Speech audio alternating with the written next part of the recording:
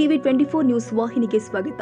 ಉತ್ತರ ಕನ್ನಡ ಜಿಲ್ಲೆಯ ಮುಟಗುಳ ತಾಲೂಕಿನ ನಾಗನೂರು ಹನುಮಾಪುರ ಗ್ರಾಮ ಪಂಚಾಯಿತಿಯಲ್ಲಿ ಭಾನುವಾರ ಗೃಹಲಕ್ಷ್ಮಿ ದಿನಾಚರಣೆ ಅಂಗವಾಗಿ ಗಿಡ ನೆಡುವ ಕಾರ್ಯಕ್ರಮವನ್ನು ಹಮ್ಮಿಕೊಳ್ಳಲಾಗಿತ್ತು. ಗ್ರಾಮ ಪಂಚಾಯಿತಿ ಆವರಣದಲ್ಲಿ ಗಿಡಗಳನ್ನು ನೆಟ್ಟು ಪರಿಸರ ಸಂರಕ್ಷಣೆಯ ಮಹತ್ವವನ್ನ ಸಾರಲಾಗಿದೆ. ಈ ಸಂದರ್ಭದಲ್ಲಿ ಸರ್ಕಾರದ ಗ್ಯಾರಂಟಿ ಯೋಜನೆಗಳ ಕುರಿತು ಸಾರ್ವಜನಿಕರಿಗೆ ಜಾಗೃತಿ ಮೂಡಿಸಲಾಗಿದೆ.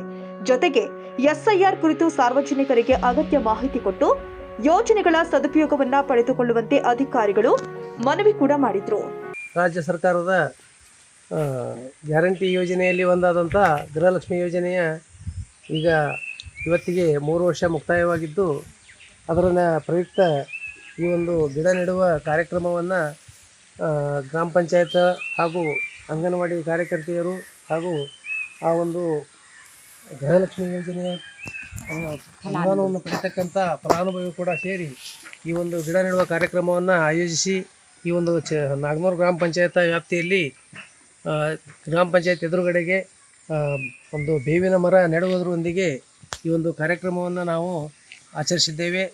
ತಮಗೆಲ್ಲರಿಗೂ ಈ ಒಂದು ಕಾರ್ಯಕ್ರಮಕ್ಕೆ ಬಂದಂಥ ತಮ್ಮೆಲ್ಲರಿಗೂ ಧನ್ಯವಾದಗಳನ್ನು ಅರ್ಪಿಸಿ ನನಗೆ ಮಾತಾಡೋಕೆ ಅವಕಾಶ ಕೊಟ್ಟ ತಮ್ಮೆಲ್ಲರಿಗೂ. ಇನ್ನು ಕಾರ್ಯಕ್ರಮ ಗ್ರಾಮ ಪಂಚಾಯಿತಿ ಅಭಿವೃದ್ಧಿ ಅಧಿಕಾರಿಗಳು ಆದ ಶಂಭು ಆರ್ ಸಿಗ್ನಳ್ಳಿ ಅವರ ಅಧ್ಯಕ್ಷತೆಯಲ್ಲಿ ಜರುಗಿದೆ.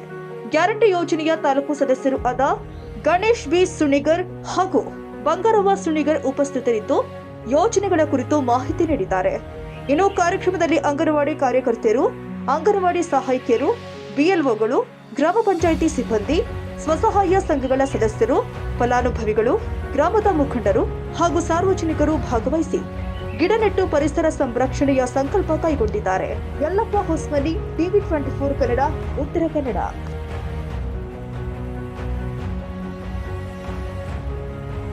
ಕನ್ನಡಿಗರ ಮೆಚ್ಚಿನ ನಿಮ್ಮ ಟಿವಿ 24 ಕನ್ನಡ ನ್ಯೂಸ್ ವಾಹಿನಿ ಇದೀಗ ಟಿವಿಯಲ್ಲಿ ಲಭ್ಯ.